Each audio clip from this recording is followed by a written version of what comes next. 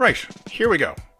You typed google.com, you hit enter, and a fraction of a second later, the page is sitting there in front of you.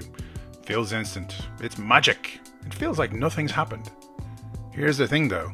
Your machine has no idea where google.com actually is. None. That name means absolutely nothing to it. Because computers don't deal in names. They deal in numbers or IP addresses.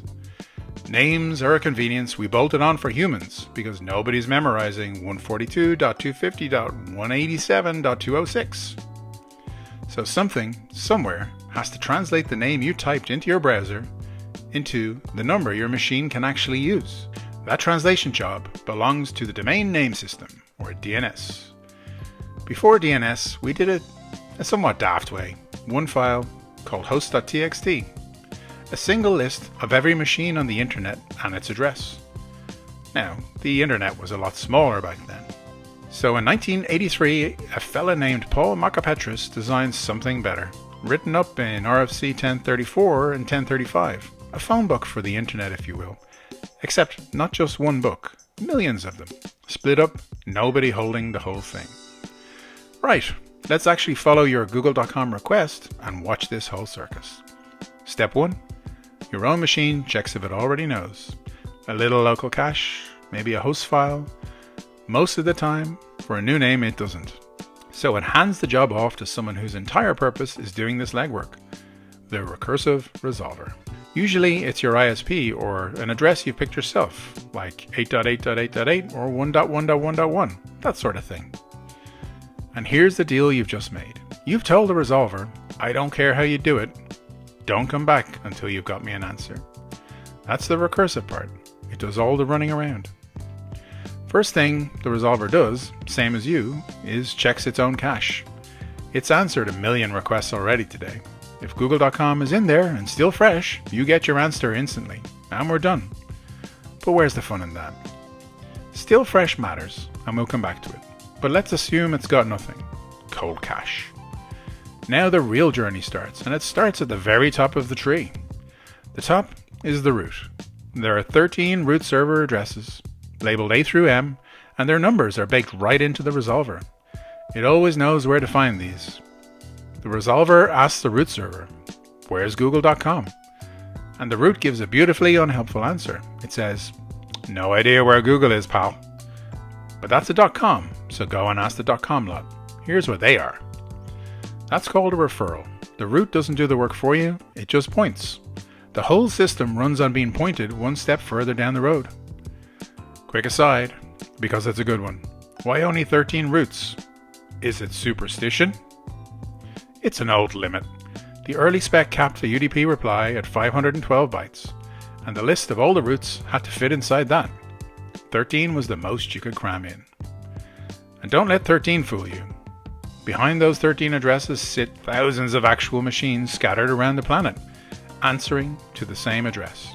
It's a clever little trick we call anycast. Moving on, the resolver trots off to the .com servers, the top level domain servers, and it asks again, where's google.com? And .com gives you the same kind of answer. .com says, not my job to know Google's address, but I know who does. Here are Google's own name servers, the ones in charge of everything google.com. Off you pop. It's another referral. Now we're at the last stop, the authoritative name server. Try saying that 10 times fast. This is the one that genuinely holds the google.com records, the official source, and whatever it says, goes. The resolver asks one final time, and this server doesn't point anywhere. It reaches into its zone file and hands back the actual answer, the A record, the IP version 4 address, and a real number at last. If you're on IPv6, it hands back a quad A record instead. It's the same idea but a longer number. A, quad A, 4 times A, and an IPv4 address is 32 bits, and an IPv6 address is 128 bits. That's 4 times 32. Interesting. Either way, the resolver finally has what you asked for 20 milliseconds ago. Now the answer walks all the way back, authoritative to resolver, resolver to your machine, and crucially, the resolver writes it down on the way past.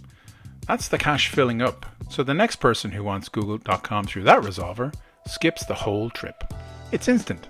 That's why the internet isn't permanently crawling. And only now, after all that, does your browser actually open up a connection to that IP and pull the page down. Everything you just watched happened before the first byte of the website even loaded. So let's name this trick properly. You ask the resolver to fetch everything. That's recursive. The resolver asks the root, then .com, then Google one hop at a time. And that's iterative. 2 different jobs in one chain. There's even a flag in the request for it, recursion desired. And the official source flips an authoritative answer flag so you know the real answer came from the horse's mouth and not a cache. Lovely little detail. That A record's not the only thing living in DNS, by the way. It's a whole filing system. A and quad A get you addresses. Then there's CNAME, which is just an alias. Something like, I'm actually known as this other name. MX records tell you where email goes. NS lists the name servers. And TXT, a notes field, people stuff all sorts into. Then we have the SOA, the boss record for the zone.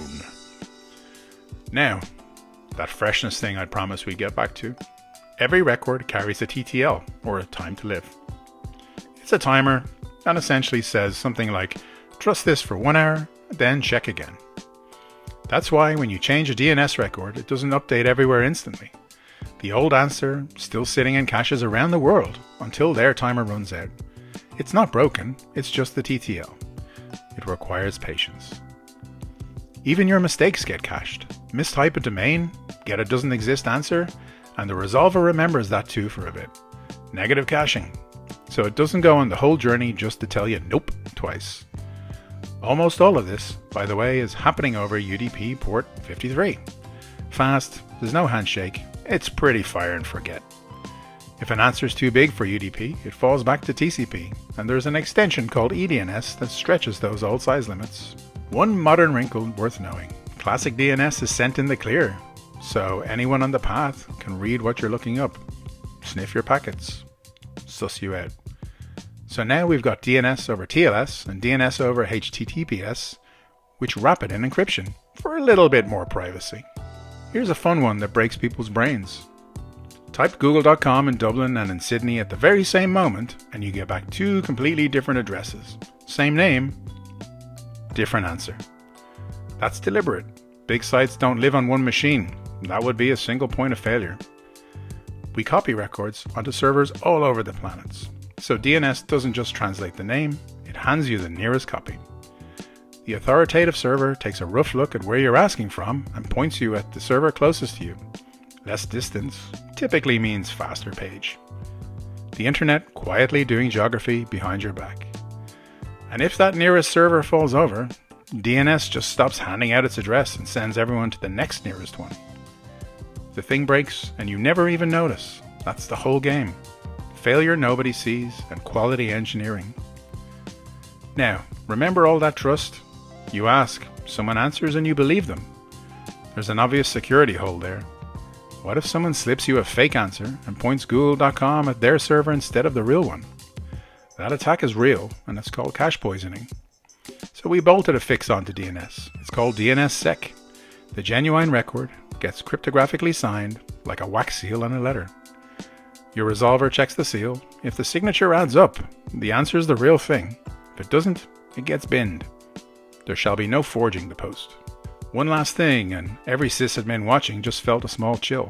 When something on the internet breaks, a site's down, the email won't send, or nothing works, you check your servers, and they're fine.